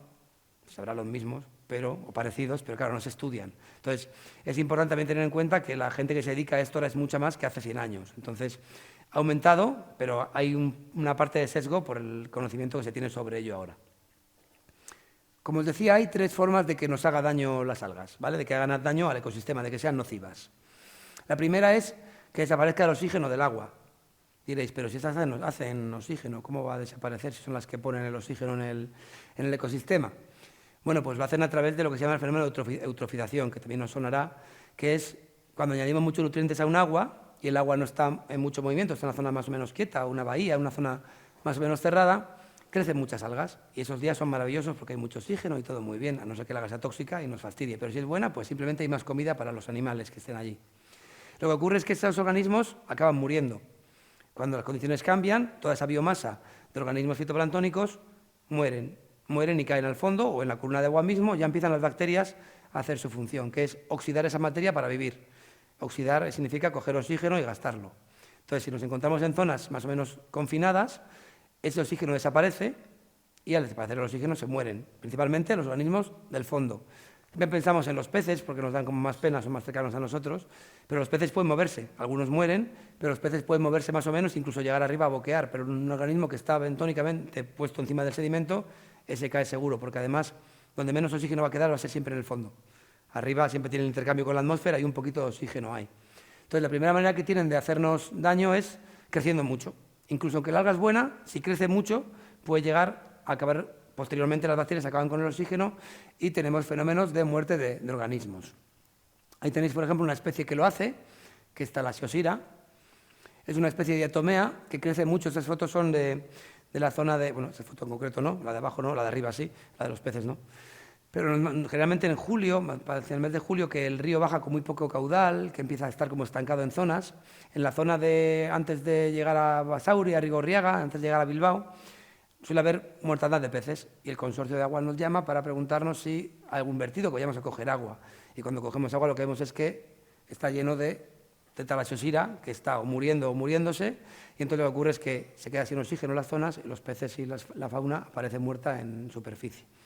Que igual alguno lo sabe, esto ya echa el vertido ese día para que cuele, pero en principio no creo que sean tan listos, pero en principio nos llaman por vertido, por posibilidad de vertido, cuando llegas es un fenómeno natural, simplemente es que baja el caudal, hay luz, hay nutrientes, crecen y cuando crecen mueren y cuando mueren se mueren después los peces. Vale, esto de los blooms tóxicos o de los blooms, ahora comentaremos los que tienen toxicidad, pero bueno, está datado desde hace miles de años. Y cuando digo miles de años es miles de años. Respecto al tema de eutrofización, os voy a poner un ejemplo de un estudio que hemos realizado nosotros en los últimos 3 años, esto es una tesis doctoral, Sobre el estuario de Urdaibai. Urdaibai, que es la joya de la corona, porque es la reserva de la biosfera única que tenemos en Euskadi. Bueno, pues en Urdaibai hasta hace 3 años estaba la depuradora en la zona interior. No era una depuradora muy moderna, ¿vale? Era años 70 más o menos, y no depuraba muy allá. Entonces vertía bastantes nutrientes al estuario, a una zona que es pues, como de aquí hasta ahí de ancha, es decir, un canal chiquitito, metiéndole nutrientes todo el tiempo. Entonces nos enteramos que iban a quitar la depuradora en el año 21, esto nos enteramos en el 19, entonces decidimos tener un laboratorio gratis, que es un sitio donde iban a meter un montón de nutrientes, iban a quitar de repente de un día para otro y a ver qué pasaba en ese ecosistema. Entonces fuimos a analizar un año previo, un año y medio previo y año y medio posterior, para ver un poco qué efectos tenía el cierre de la depuradora, porque a veces está bien que estén este tipo de estudios, ya que las inversiones que se hacen en algunas infraestructuras, por ejemplo, depuradoras de aguas o canales para quitar la contaminación de las zonas más afectadas, pues podemos pensar que es mucho dinero, pero vemos que si luego tiene un efecto verdadero, está muy bien que veamos estos estudios para poder ver que son efectivas, ¿vale? Y aquí se vio muy claramente que eran efectivas. Ahí veis el amonio y el fosfato, los dos grandes nutrientes o elementos que sueltan las depuradoras que tratan nuestras aguas, ¿vale? Pues nosotros soltamos amonio y fosfato. Entonces, como veis, en el 2020 es lo que está en azul clarito y en 2022 es lo que está en azul oscuro. Vale, veis que pasamos de tener 120 milimoles o 130 de amonio en la zona, Urdaibai 6 es la que estaba justo al lado de la depuradora, del 6 al 1 es la depuradora en la que pone en naranja WWTP y de ahí para arriba sería, hacia afuera. Entonces veis, la zona que está al lado de la depuradora ha pasado de 140 a 10. Vale, eso es una reducción bestial. Eso era que hace 3 años en el URA te decía que las calidades de ese agua químicamente era horrible y ahora químicamente es buena. ¿Vale? Es decir, el efecto de tratar las aguas, o en este caso las han enviado a otro sitio, el ecosistema en un año ya fue capaz de responder. De hecho, en menos. Tenemos un estudio justo de cuando la quitaron y en 2 meses teníamos unas concentraciones de amonio y fosfato muy bajas.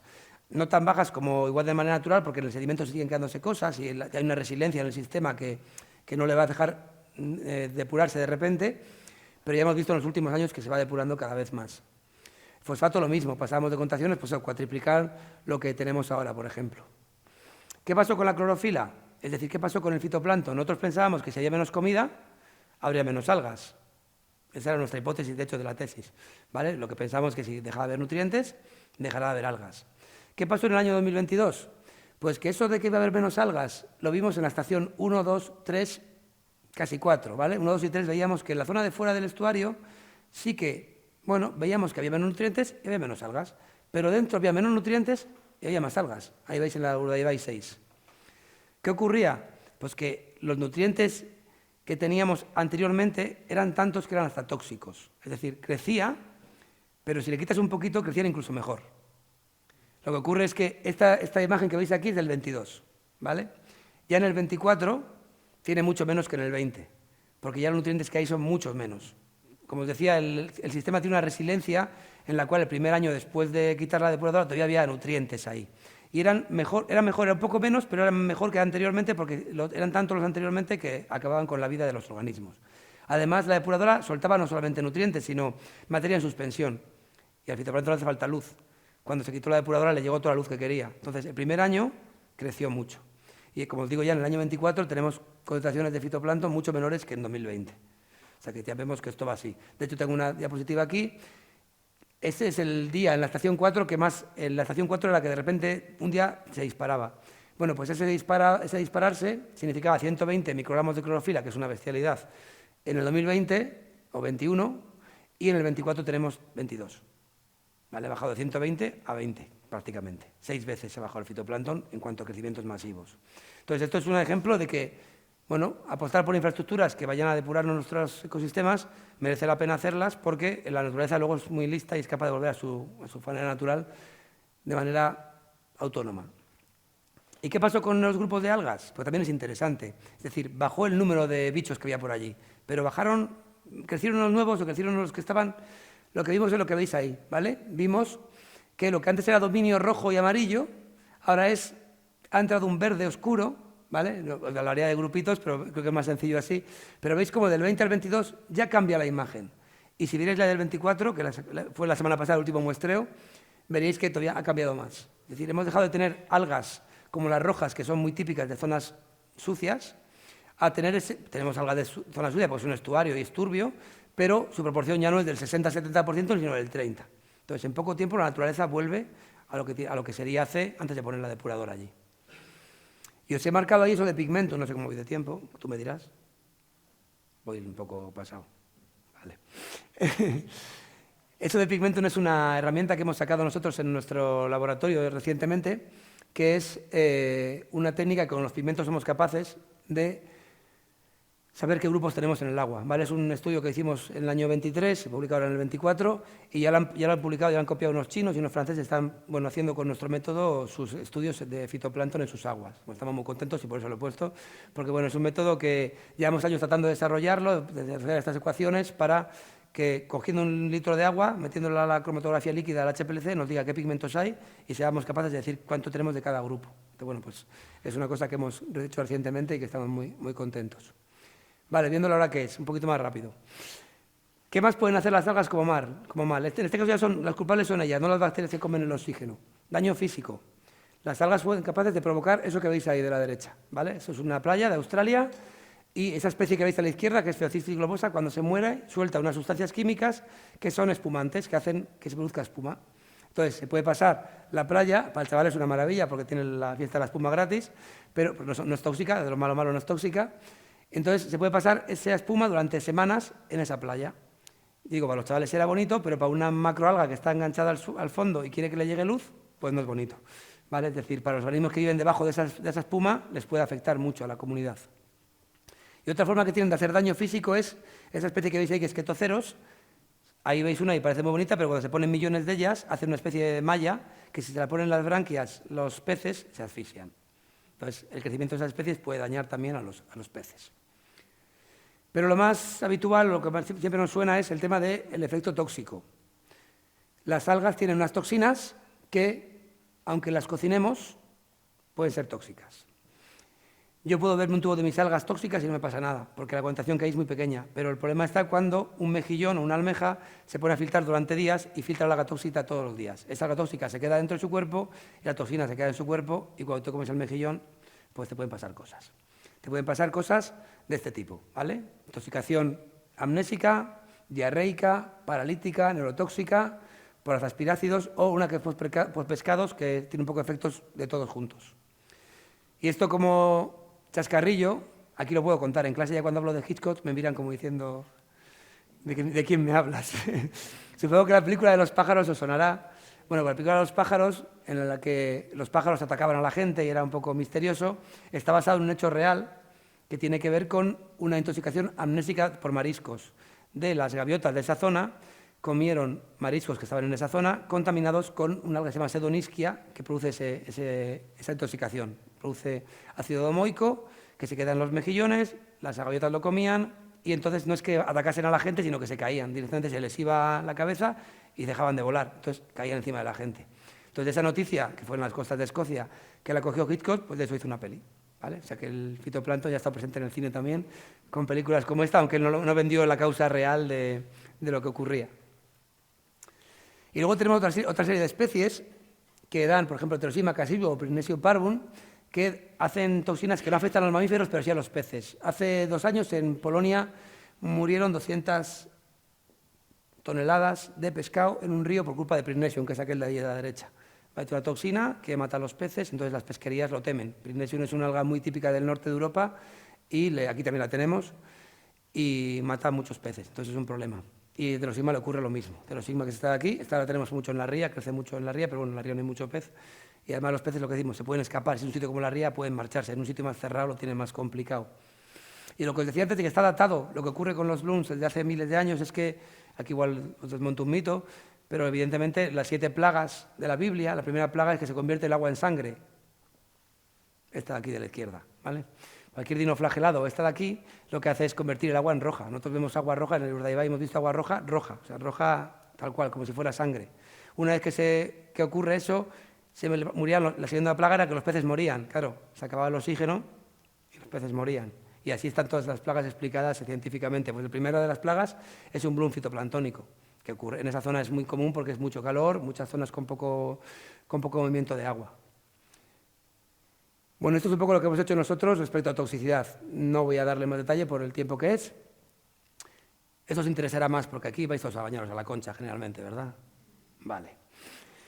Bueno, pues esto lo hemos tenido en los últimos años. En el año 2021 tuvimos una intoxicación, bueno, la gente tuvo problemas de respiración, problemas en la piel, porque, bueno, iban a la playa y tenían esos síntomas. Como estábamos en época post-COVID o medio COVID, la gente estaba muy asustada. Entonces, ese año la gente sí fue al médico a decir que le picaba la piel o tenía problemas de respiración y detectaron que toda la gente que venía, en un día concreto, venía de la playa. Entonces, se hicieron una serie de estudios sobre qué podía ser y es este alga que tenéis aquí, que es Ostreopsis. Este alga es una alga tóxica, generalmente se suele pensar que viene de origen tropical porque crecen más en la zona, se descubrió en la zona del Índico, le gusta la temperatura calentita, ahora en invierno casi no está, tienes muy pocas células, pero cuando llega verano sube.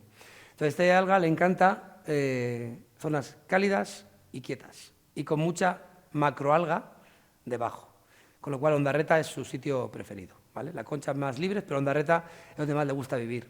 Desde que pasó esto en el año 2021, pues nos dijeron que hiciéramos un seguimiento. Y del año 2022 estamos haciendo un seguimiento todos los veranos, tenemos cada 15 días, incluso semanalmente, vamos a diferentes playas, principalmente de Guipúzcoa, porque está el agua más calentita, y miramos a ver cómo está la Ostreopsis. Vale, pues en los últimos años hemos visto blooms, hemos visto hasta 30.000, 40.000 células por litro, pero no ha habido intoxicación, nadie ha dado alerta. Bueno, lo bueno es que lo estamos controlando y vamos viendo un poco, pues si en mayo, junio vemos que crece mucho, se puede avisar un poco de que en julio, agosto puede haber mucha alga. Entonces, bueno, pues es un seguimiento que está muy bien. Yo agradezco que no se hayan financiado esto porque, bueno, es un servicio público también que podemos dar a la ciudadanía. Y a partir de él hemos conseguido un proyecto europeo en el que participamos con la Diputación Foral, con ASTI, con diferentes centros de Francia para estudiar toda la circunscripción de este alga al Golfo de Vizcaya. Y estudiamos todo lo que es el Golfo de Vizcaya. Voy a ir a la parte final, ¿vale? Que era la mitad del título era esto. O sea que lo haremos rápido, simplemente las aplicaciones, ¿vale? Esto es un poco futurista, aunque sí que es cierto que cada vez está más cercano, ¿vale? Ahí veis una serie de aplicaciones que puede tener las microalgas, un poco los sectores en los que ahora mismo está más en boga, como puede ser el tema de comidas y bebidas, el tema de alimentación animal, y ahora vamos a ir viendo un poquito una por una, ¿vale? Antes de eso, vamos a defender las algas como, bueno, pues como un producto, no me gusta llamarle producto como ecólogo que soy, pero vamos a darle la parte económica.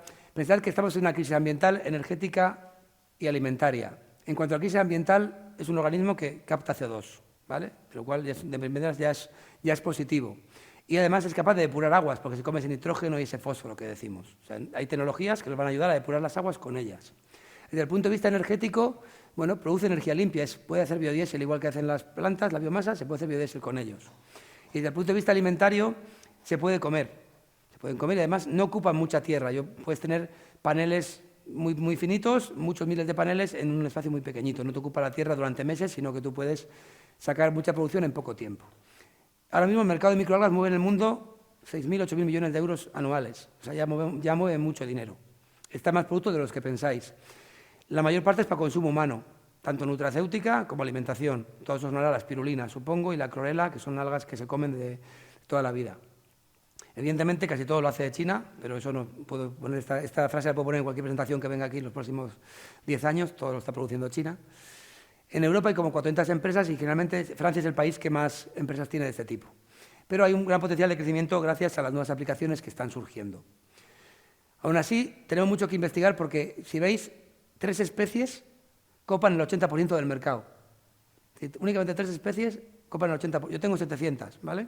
Es decir, si empezáramos a estudiar todo lo que pueden tener las que tenemos en las colecciones, encontraríamos especies probablemente más potentes que estas para producir mejores cosas. Pero estamos todavía en esa fase de que las empresas quieren ir a lo fácil. ¿Esto produce? ¿Sale? Pues vamos, no vamos a hacer el I+D previo. Se está haciendo cosas, pero todavía el mercado o sea, lo que hace es coger lo que siempre está y es espirulina y clorela lo que más se utiliza. Para la alimentación animal se ha visto y se ha comprobado que para los organismos rumiantes es muy bueno para lo que es la reducción de producción de metano, se ha visto que aumenta el crecimiento, que tiene propiedades alimenticias más potentes y, por ejemplo, para la alimentación acuícola, para los peces, el salmón de piscifactoría, que tendría que tener una carne más o menos grisácea, la tiene rosita porque le damos una microalga, le damos betacaroteno que producimos con un microalga, ¿vale? Entonces, hay aspectos que coméis día a día sin que lo sepáis. Por ejemplo, el betacaroteno se produce con una microalga que se la dan en la piscifactoría para que tengan ese color más rosita. Cosmética. probablemente sea después de alimentación lo que más se conoce en todas las esteticiones. Vais y veis una foto con una persona con un alga, ¿vale? Pues es típico porque las algas tienen muchos productos antioxidantes. Pensad que tienen que luchar muchas veces contra el sol muy cerca también, aspectos relacionados con cremas solares. Entonces hay un montón de aspectos y de productos que sacan las microalgas que vienen bien para la hidratación de la piel, para el antienvejecimiento, antioxidación, etcétera. En cuanto a biofuel y bioenergía, hoy en día todavía es muy caro conseguir biodiesel de microalgas. Saldría pues, a 6-7 euros más o menos el litro y eso no está nadie dispuesto a pagarlo, ni siquiera el que las produjese, que sería yo. Vale, entiendo que hoy en día, mientras no haya más aranceles a lo que es el petróleo, pues el biodiesel lo tiene un poco complicado si es de microalgas. Pero bueno, ya hay pequeños ejemplos de producción, de utilización del biodiesel en general, que en un futuro, pues si sigue escaseando el petróleo, pues podría llegar a ser válido, sobre todo porque del alga para hacer biodiesel no coges todo, con lo cual puedes utilizar parte del alga para otro tipo de producción y de esa manera abaratar costes.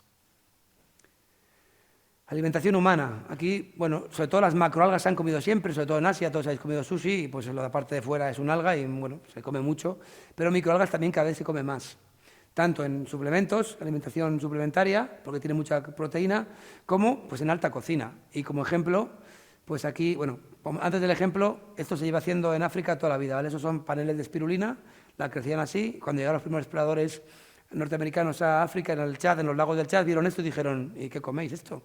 Y vieron que era muy bueno y entonces cogieron las cosas y las llevaron a Estados Unidos y las producen allí y estos no se llevan nada. Ahora hay un protocolo, después del convenio de Río del 92 está el protocolo de Nagoya, que todo lo que sea cogerle a un país su material biológico o técnicas biológicas, hay que pagarle por producirlo. Con lo cual, bueno, estos llegaron tarde porque la espirulina ya se produce en Estados Unidos y en China hace mucho tiempo, pero hoy en día si alguien coge un alga de la colección mía y el alga escogida en Oyarzún, hay que pagarle a la Diputación, al Gobierno vasco, a quien sea, ¿vale? O sea, hay un royalty para la población para mantener la biodiversidad. Os decía que ahora tenemos un proyecto en la UPV sobre macroalgas. Se sale un poco de la micro, pero estamos haciendo un proyecto junto con ASI y la asociación Slow Food de valorizar un poco las macroalgas que tenemos en nuestra costa y tratar de meterlas en la cocina. Y bueno, pues estamos en ello, hay algas muy interesantes y bueno, de vez en cuando nos hacen unos platos estos cocineros que están muy ricos. Evidentemente, no es la base del plato el microalga o la macroalga, siempre está ahí el bacalao o alguna otra cosa, pero el aderezo le da su toque. Ahí veis que ahora, aparte de valorizar lo que tenemos, ahora estamos tratando de cultivar las grandes también. Eso que veis ahí son cultivos de grandes y queremos cultivar las grandes, poner grandes tanques para poder no tener que esquilmar el medio, sino crecerlas en cautividad. Ya voy terminando. Agricultura, esto sí que está muy probado. Hay empresas como BioHorizon, que está en Almería, que todos sus abonos son ya con microalgas. En vez de hacer abono natural normal, lo que hacen es abono con microalgas. Producen microalgas y esa sustancia la echan a la tierra y ha visto que mejora en muchos aspectos la calidad del suelo, la fertilidad y luego que tienen productos pesticidas, o sea, que afectan a insecticidas, a los organismos que las pueden parasitar. Biomateriales, también hay mucho con ello, tanto de macro como de micro. Y una aplicación nueva, este es un proyecto que tenemos ahora con una chica de la Universidad de Zaragoza.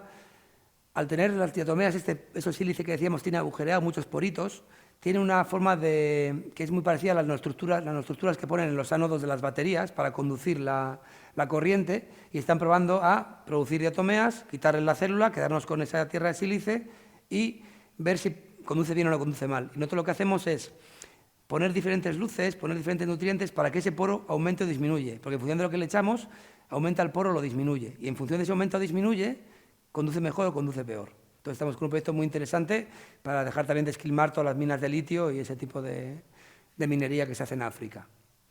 En cuanto a medicina, se utiliza, oiréis a partir de ahora mucho hablar de este pigmento, la fucosantina, es un antioxidante, un pigmento realmente que se ha visto que tiene función antitumoral. A nosotros, cuando os he contado antes que nos dieron dinero para hacer cosas, fue Farmamar, la empresa Farmamar, la que quiso investigar nuestra colección en el año 2018 y nos dio un dinero para mantener la colección y para que pudieran ellos coger algas y hacerles estudios a ver si eran antitumorales. Y en algunas de ellas todavía siguen trabajando con ellas porque han tenido resultados positivos y está jugando con ellas. Las dos últimas. Aguas residuales. Como os he dicho antes, se ponen en muchas depuradoras para coger los nutrientes, nitrógeno y fósforo, y además, una vez que las tienes producidas, las sacas y puedes utilizarlas para cualquier otro de los usos que veis ahí, menos para alimentación humana, ¿vale? Pero para el resto de usos se podrían utilizar. Y por último, no sé si conocéis este tipo de árboles, hay uno en Bayona puesto, ese que veis ahí a la izquierda, es un árbol de microalgas.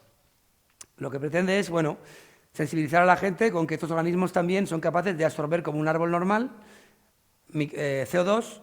Esas algas luego se pueden valorizar, es decir, eso cada medio mes, la empresa cada mes y medio viene, saca gran parte de ese material, lo puede valorizar y venderlo como biomasa de microalga, rellena otra vez con agua limpia ese árbol, que volverá a ponerse verde en unas semanas, y así, bueno, es una especie de árbol que se va renovando constantemente.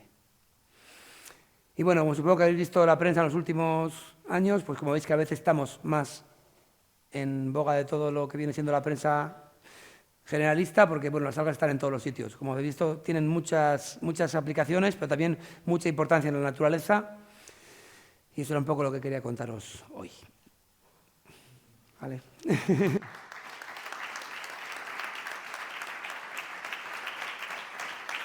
ha aguantado la voz. Galderarik?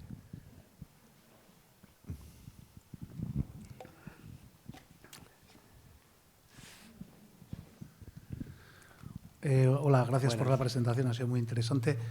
¿Podrías comentar la relación, si es que existe, entre el aumento del CO2 en la atmósfera y el crecimiento, si no he entendido mal, de la cantidad de microalgas en los océanos? Si existe alguna relación. Vale. A ver, ahí hay mucho, o sea, como el cambio climático en general, el problema que tiene es que dependiendo del sitio va a afectar de una manera o de otra. El que haya más CO2 en la atmósfera va a hacer que haya más carbono también dentro del mar, ¿vale? Porque por disolución va entrando al océano. Con lo cual, en principio, a las algas le vendría bien que hubiera más CO2, ¿vale? Más CO2 en la atmósfera para que entre más en el agua. El problema está en lo que decía antes. Si aumenta la temperatura porque aumenta el CO2, tenemos mucho más tiempo, generalmente, las columnas de agua estratificadas. Y los nutrientes que no son carbono, que tienen que llegar de abajo, no llegan. Entonces tenemos un problema. En el fondo, el CO2 les viene bien, pero las consecuencias del aumento de CO2, que es el aumento de temperatura, va a hacer que tengamos mucho más tiempo la columna estratificada y el agua de abajo que viene con nutrientes no llegue a la zona donde hay luz y pueda crecer más. Pero como te digo, eso en función de qué zonas le puede llegar a venir mejor o peor. Si aumenta la temperatura en la zona de los polos, pues puede que el aumento de temperatura hace que los organismos se multipliquen más rápido. Entonces, hay zonas donde crecerá más y zonas donde crecerá menos. Pero en general, en nuestra zona templada, esto de que la estratificación dure más tiempo no es bueno para que haya más fitoplancton.